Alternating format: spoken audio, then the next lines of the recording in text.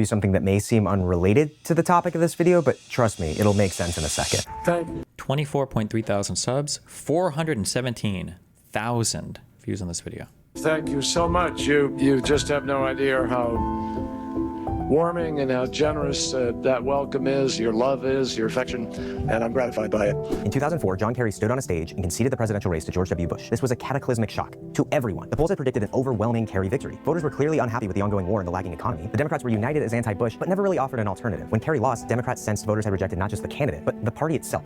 I did my best to express my vision and my hopes for America. An era of introspection began. What went so very wrong? It seemed no one represented the party, and the party felt like it represented no one. Sound familiar to anyone? Listen, I've been really on the fence about making this. I've never made a video this political in nature before, but if you've been watching my recent stuff, you'll know we've been tackling a lot of big questions that require big solutions. I wanted to make a whole video on how we get to implementing those solutions, and like it or not, it requires government. More specifically, it requires government led by a party that wants to put the policies that will make these changes go into effect. I haven't seen the party currently in power signal that they're going to make the specific changes the way I think they should be done, so this video is going to focus on the other party, the Democratic Party. Things seem to be going pretty chaotic internally over there, and it feels like right now is the moment to figure out what it will represent going forward. Not just to the next election, but over the next several decades. So if you'll give me the chance, please hear out what this video has to say. I don't have a partisan agenda, and as the view counts on my last couple videos should show, I don't have some team or organization behind the scenes peddling some ulterior motive. I'm just trying to advocate for change in the way I think is most effective for the better future I want all of us to have access to. So anyway, let's get back to it, because I gotta put that political science degree I got to work somehow. All right, where were we? Right.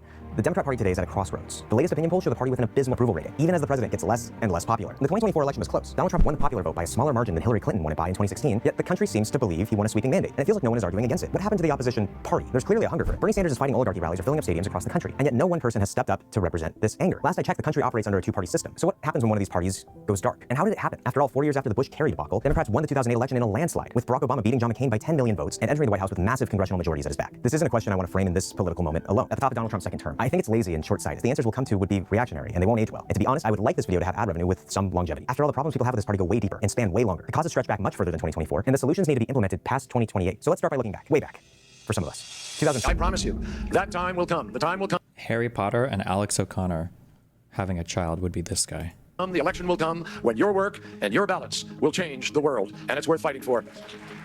The Democratic Party of the early 2000s was going through something very similar to what it's experiencing today. After the disastrous 2004 election, the party was completely adrift. John Kerry, the Democratic nominee, had been marketed as the safe bet. He was a military veteran who could neutralize Republican attacks on national security while still appealing to moderates. But his campaign lacked energy. Many at the time claimed that his message against Bush was muddled. And despite the unpopular war and a deeply polarizing incumbent, Democrats failed to connect. And I mean, it's not like he was running against Reagan or anything. It was Bush. Just fooled me once. Shame on you. It fooled me, we can't get fooled again. In the aftermath, the party turned inward. People started to ask what the Democrats were actually offering. It was clear to everyone that it was time to experiment with new strategies, reorganized leadership, and a different way of looking at the game. One of the first conversations that took place was about how culturally progressive Democrats were willing to go. In the 2004 election, 11 states had ballot initiatives to ban same-sex marriage, including Ohio, Michigan, Oregon, and Arkansas. These measures were mostly constitutional amendments defining marriage as between a man and a woman. They passed in all 11 states by large margins in most cases. The idea was that by putting these emotionally charged cultural issues on the ballot, it would mobilize conservative voters who might not otherwise turn out, especially in these battleground states like Ohio, which ended up deciding the election. Some Democratic strategists blamed the loss on values voters, people who were motivated by opposition to gay marriage, abortion, and general cultural liberalism, but not much else. There was a belief that the Bush campaign intentionally used these initiatives to turn out their base, essentially waging a culture war to distract from Iraq and the economy. And this led Democrats to question their alignment with socially progressive issues, particularly gay rights in swing states. But there were still a ton of prominent voices in the party that didn't think shifting to the right on the issue was the right way to go. They argue that leaning towards the center on a whole host of issues wouldn't solve their problems, it would just make people vote Republican. The second strategy was to ask people to like and subscribe to the channel, but that never works. The other major strategy seen at the time was Howard Dean's appointment as the DNC chair. Now, if you're anything like me, you're probably wondering, who was this guy? This may jog your memory. And then we're going to Washington, D.C. to take back the White House! So Dean, whose own presidential run collapsed after the infamous Dean Scream, launched the 50-state strategy. So this guy, who was, I kid you not, one of the major nominees for the Democratic nomination in 2004 before that scream, launched the 50-state strategy once he became the head of the party. Now, to help explain what this is, I'm going to show you this picture. It may not seem related, but trust me, it is. You may have seen this picture, or some version of it at some point. It got super popular after the 2004 election. It's a map that depicted the Democratic United States of Canada as existing along the coasts and a Republican Jesus land that encompassed the vast majority of land in the US. This 50-state strategy aimed to fix that. It was a super interesting plan and a total game. Instead of focusing on swing states, the idea was to build local party infrastructure everywhere, recruit candidates in red districts, fund organizers in places the party had ignored. It signaled a shift away from pure electoral math, like just getting past the 270 vote threshold for president, and toward long-term momentum building in states like Iowa, Missouri, and Indiana. And this actually worked, like, surprisingly well. Democrats started to win back state legislatures. They took the House and the Senate in 2006. The party looked like it actually had a shot at power again, but it still lacked a clear story. And that story wouldn't arrive until a young senator from Illinois came into the picture. Now, Barack Obama's 2008 campaign has begun to be talked about in certain circles as like kind of mythic, and there's good reason for it. It was the best performance for the Democrats in the 21st century, by far. But there's important aspects that have faded with history. The campaign had an anger to it. They were angry at the system, angry at the lack of change, angry at the establishment, and it fueled into the presidency. Was he in support of gay marriage? He claimed he was against it, but he didn't focus on it. He found the issues he and the party could win on and made the narrative about them. The campaign was able to build a grassroots-powered coalition that shattered turnout records and made politics feel emotionally resonant again. It seemed for a moment like the Democratic Party had found its future. New candidates who followed the strategy became known as part of the Obama coalition, but clearly that future didn't last. Why not? Thanks to that 50-state strategy, Obama came into office with huge majorities in Congress. At a point early in his term, the Democrats had 60 seats in the Senate, a majority that meant they could get past the filibuster, the largest hurdle in American lawmaking. Just so you know how big of a deal that was, the last time a party held that many seats was 1979, and there hasn't been another example since. Because of these huge majorities, he passed the 2008 stimulus bill, the Affordable Care Act, banking reform, and rescued the auto industry from the financial crisis. But the price of those victories was compromise. The Affordable Care Act lost the public option, and many progressives felt shut out. This is where the term political capital is useful. Think of it like a currency. When a politician is most popular, like usually right after they win an election, they have a huge amount of political capital. Anything they do at this point will piss someone off, so they have to spend some of that goodwill to get anything done. This is why you see new presidents doing so much right when they get elected, and then slowing down and getting less popular as time goes on. They got political capital, and they spent it. Obama spent a lot of his passing the Affordable Care Act, and then the bill came due in 2010. The 2010 midterms delivered what Obama called the shellacking. Republicans took the House and started blocking the Obama administration from passing more bills in 2010. The 2010 midterms delivered what Obama called the shellacking. Republicans took the House and started blocking the Obama administration from passing more bills. This period has a bunch of fun, whimsical names, including the gridlock years, the age of no, and the do-nothing Congress. Democrats were on defense pretty much the rest of Obama's time in office, as Democrats never regained Congress entirely. The energy of 2008 was effectively evaporated. The political capital was spent. This is where the party started getting stuck. They didn't have the power to deliver on their promises, and when elections came up, they were always on defense. On top of this, Obama's coalition didn't stick around. Democrats started fighting with each other over the future of the party, and the base didn't show up for the midterm elections. Because of this, big policy ideas had to be trimmed down to budget-neutral proposals, and the more nothing happened, the less people trusted them to be in power at all. Movements at the time like Occupy Wall Street, Black Lives Matter, and the Sunrise Movement showed people were still irritated with the lack of progress in Washington. But the party couldn't put together a pitch to get voters to give them more power. I know that we all like to do these like retrospectives and analyze like why things failed or what's going on, with the party, or why didn't my particular person win, or how did these people win. But I feel like a lot of it is stupidly and unfortunately explained by history of U.S. presidents by party. Like, isn't there a huge institutional bias towards swaps constantly? Like midterms, whatever party won the presidency like tends to lose like a ton of the time, and then it's very rare for presidents back to back to come from the same party. Like I feel like there's this huge bias in terms of just who Americans vote for parties. I don't know why. Is there like show me a clean and nice and cute chart of this. So we've gone Republican, Trump, Democrat, Biden, Republican, Trump, Democrat, Obama, Republican, Bush, Democrat, Clinton, Republican, Bush, Republican, Reagan, Democrat, Carter, Republican, Ford, Republican, Nixon. Those are two Republicans.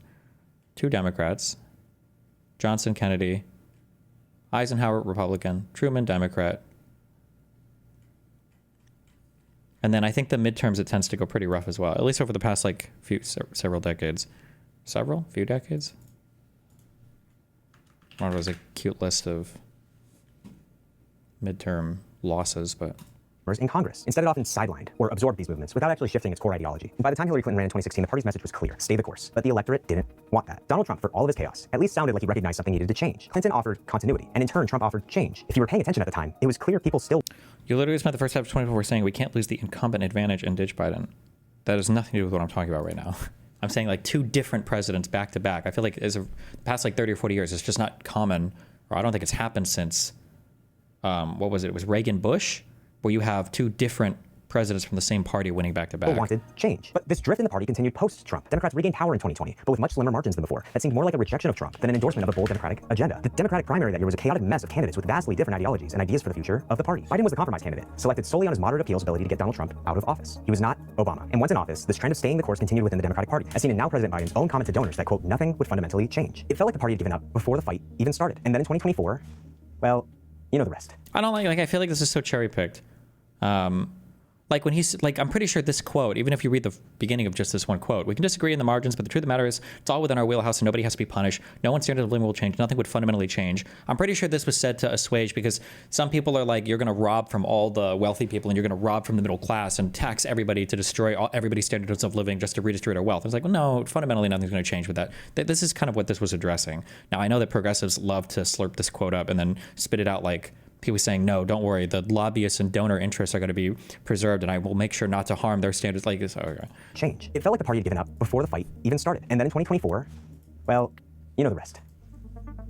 So that's how the Democrats got here. Now let's talk about the fun part, the future. As a licensed political scientist, I'm going to prescribe two fixes for the party to choose from: the top-down approach and the bottom-up fix. Let's start with the top-down. This is the Obama model. One charismatic leader takes the reins, reframes the party, and brings everyone with them. Think FDR, Reagan, Obama. Sounds pretty great, right? A top-down fix means finding someone who can unite the factions, communicate clearly, and move the Overton window by sheer force of narrative. And very importantly, it has to be someone who represents the anger people feel towards the current system. Whether or not you like the vibes of it, there's power in that. When Obama ran in 2008, he brought in young voters, first-time voters, disillusioned voters. He built an organizing machine that reached every corner of the country, and he won. Most of those voters are still around and more voted for Donald Trump than you might think. But governing is not campaigning. And without sustained pressure, even the best top-down approach will falter. The limitations of Obama's presidency weren't just about him, they were about a system not built to accommodate transformation without massive public demand. And that's why the first thing this hypothetical Democratic majority will have to do is eliminate the filibuster. I know I already mentioned it once before in this video, and if you're still a little fuzzy on what it is, let me know in the comments, because I'd love to make an entire video about it. Okay, let's try and figure out who this person could be in 2028 with a tool that has never failed on YouTube, a tier list. This is a bad idea, I think. This part is unscripted. This is the first part of any video that I've made that's unscripted, and I've chosen an absolute minefield to be off the cuff for. Okay, Loki, Why? I'm just gonna... Okay. Our new leader. Yeah, I What? don't think he can do that. Well, you know, could he run for a third term? Trump seems to believe that's possible. I need to look at the rules again, but I don't think he can do that. Who knows, 4 years is a long time, a lot could change. Gavin Newsom, he's my governor. I think on paper this guy works, but having lived with him for a while, he kind of sucks. And he's kind of scary. And I don't think he can win.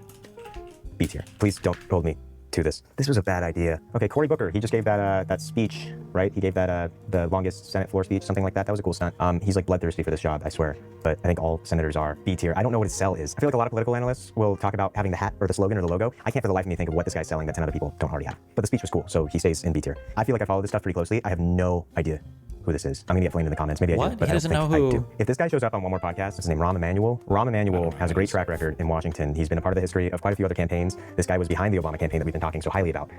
But he's also, this guy doesn't have the sauce. He really does not have the sauce to be president. I have no other way of putting it other than that. This is Stephen A. Smith, right? I feel like a lot of people have been talking about Stephen A. Smith as a possible candidate. He's been talking a lot about it. It's like One Direction. Honestly, he's an outsider. Like, he Governor checks of a lot of Rhode these Island. boxes for what I think a lot of people think of as someone who could be a charismatic, magnetic candidate. This guy's a real mystery box, but low-key, just on vibes, I'm gonna put him in A tier. I could honestly live to really regret that. Some of these I don't want to hit on yet just because I'm scared. J.B. Pritzker, the Democrat billionaire. He's very charismatic, but he's such an insider in the party. I have to put him in the same tier as Gavin Newsom. Slightly above, I guess, but these guys are not separate from what has happened, if there's any other way to put it. Uh-oh, John Fetterman. This guy is, I don't think he would make it through a campaign. Low-key, maybe that's a little mean, but I don't think he's gonna make it through. This guy is churning through staff in his Senate office like crazy. There's a new crazy story about him every day. I think a couple years ago, maybe he had a shot. Okay, yeah, Ruben, watch out. I think if Tim Walz was not running as vice president in the last campaign, he would actually have a really decent shot. And they're going to expect that they would. Republican senator in the 2024 election, true leader. When I'm recording this, like May 16th, 2025. When I'm thinking about what the Who's this picture of this guy? Which one is this? This is Rashid Tlaib, right? Just kidding. Beshear. Oh, the Kentucky governor. Okay. party wants. I think we should at the very least watch out for these two. And honestly, the 4 in A tier as well. I think my guys in B tier are going to disappoint a lot more than the forums online He puts Buttigieg as higher than Newsom? That's a pick.